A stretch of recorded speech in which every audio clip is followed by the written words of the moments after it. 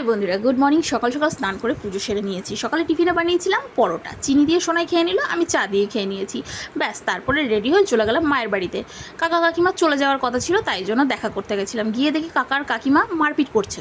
মানে আশ্চর্য হয়ে গেলাম আমি, বুড়ো বয়সেও কেউ মারপিট করে। যাক, তারপরে আবার রেডি হয়ে কোথায় বেরোচ্ছি জানি না, কিন্তু কোথাও একটা যাচ্ছি।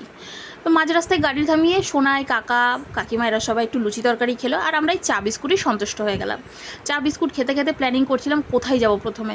তারপরে বাবা পক্ষীরাজ ছুটিয়ে নিল আর আমরা সোজা চলে গেলাম জুডিওতে। হ্যাঁ, কোনো প্ল্যানিং ছিল না, এমনিই চলে এসেছি। ভাবলাম হাওয়া খেয়ে বেরিয়ে যাবো, কিন্তু এই পুজোর সময় আসলে তার হাওয়া খাওয়া হয় না, পকেটটাই হাওয়া হয়ে যায়।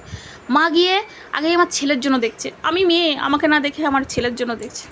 কী আর করা যাবে। যাক, জুডিওতে কিছু পছন্দ হয়নি, তাই বেরিয়ে পড়লাম সামনের দিকে। আসলাম স্টাইল বাজারে।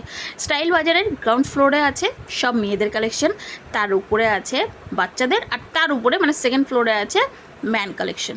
তো সোনাই গিয়ে দেখো মলের ভেতরে গান হচ্ছে, তাই শুনে সোনাই নাচছিল। মানে আজব জিনিস, কিন্তু সোনাইয়ের চোখটা ছিল এই যে, ঢুকেই প্রথমে এই যে সর্বনাশ হয়ে গেল। কিনে দিলাম খেলনা, কিন্তু এই যে গাড়িতে উঠে মুখটাই হব দেখছো, কারণ আমার বাবা বকা দিচ্ছিলো খেলনা কিনে দিয়েছি। দুপুরের লাঞ্চটা বাইরে দিয়ে সেরেছি হোটেল থেকে, ডিম ভাত খেয়ে সন্তুষ্ট হয়েছি। আর চলো কী কিনেছি দেখাই। এই যে সোনাইয়ের ভোলে বাবা দিয়েছিল এই জামা, আর এই সব কিনেছি, আরও কিছু কিনেছি, সেগুলো মায়ের কাছে আছে, পরে দেখবো। টাটা।